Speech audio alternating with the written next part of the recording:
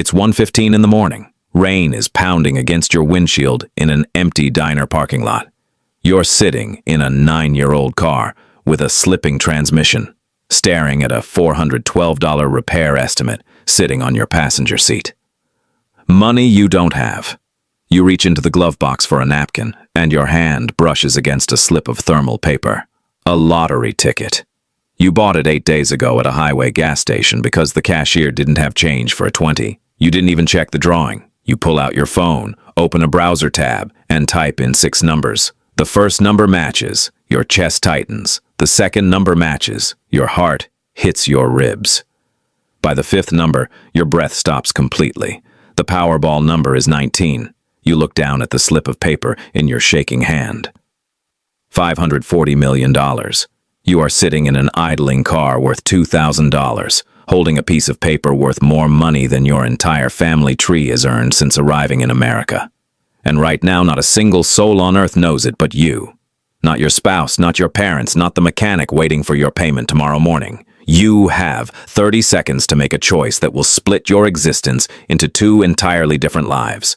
You don't scream, you don't call anyone. Instinct takes over. You fold the ticket, put it behind your driver's license, drive home in total silence, and step into your apartment like a ghost wearing your own clothes. Most people who hit a jackpot destroy their lives in 90 days. They sign the ticket, claim it under their real name, hold up a giant cardboard check for local news, and by Friday, every distant relative, childhood acquaintance, and lawsuit attorney in the country is knocking on their front door. You aren't going to do that. You're going to build a fortress before anyone even knows a war has started. You stay up until 4:30 a.m. reading U.S. asset protection law.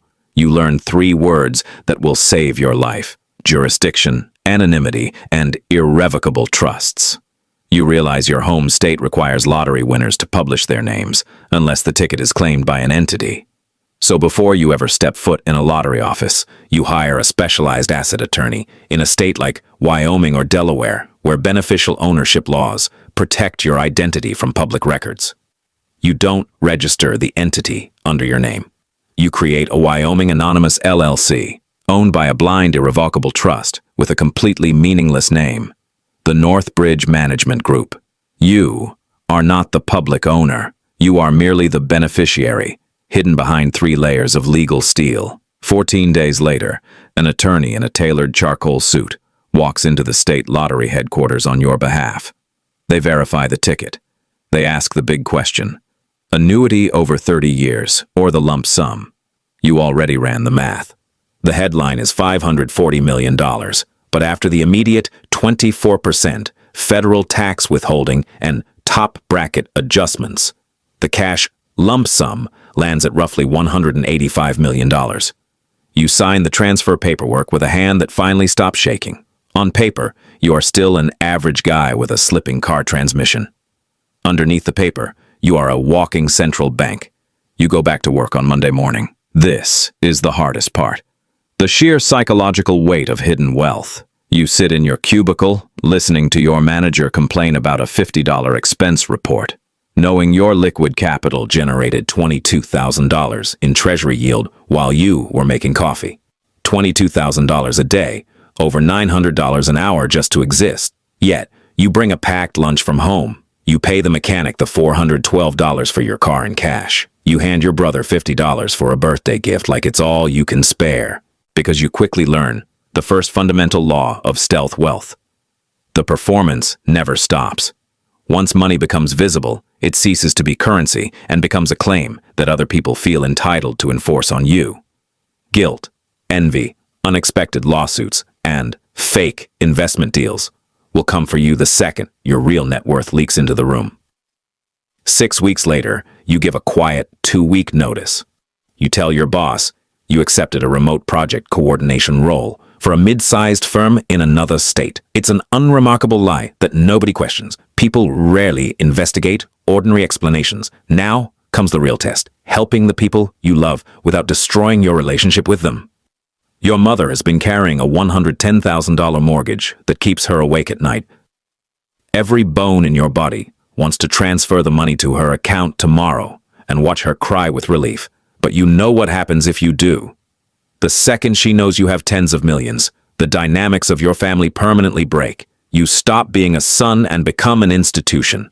So you route it through the trust. Your attorney sets up a private, single-purpose donor fund. 2 months later, your mother receives an official certified letter stating her mortgage has been acquired and canceled by an anonymous housing assistance endowment.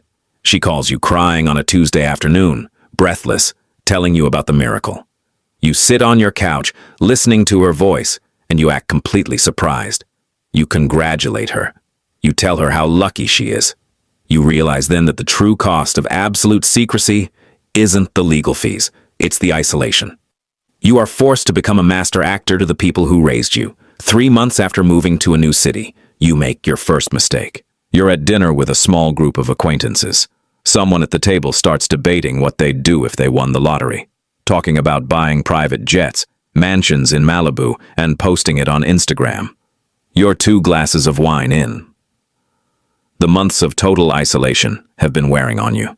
Without thinking, you lean in and say, if you actually want to keep it, you don't buy jets. You dump it into municipal bonds, live off 4% tax-free yield, and tell nobody.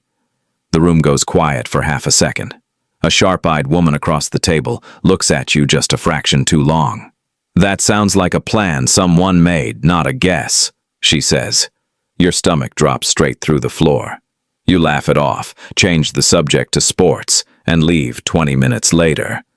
But you drive home with your heart hammering against your ribs, replaying that sentence 50 times in your head. That night you learn the second law of wealth preservation.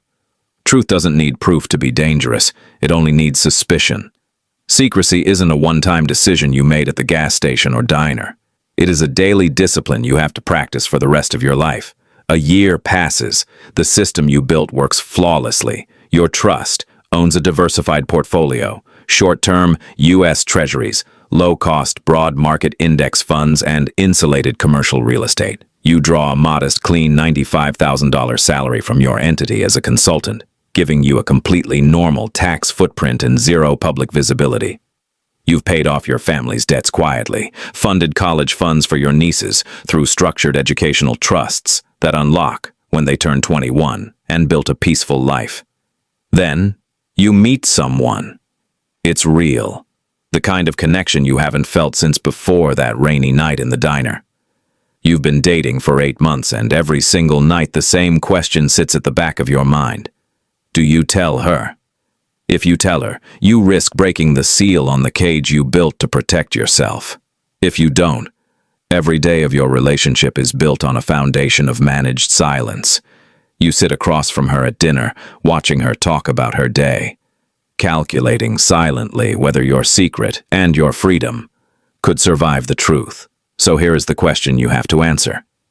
If you held the key to absolute financial power, but keeping it meant living behind a mask forever, would you finally tell the person you loved, or would you let the silence protect you for one more year?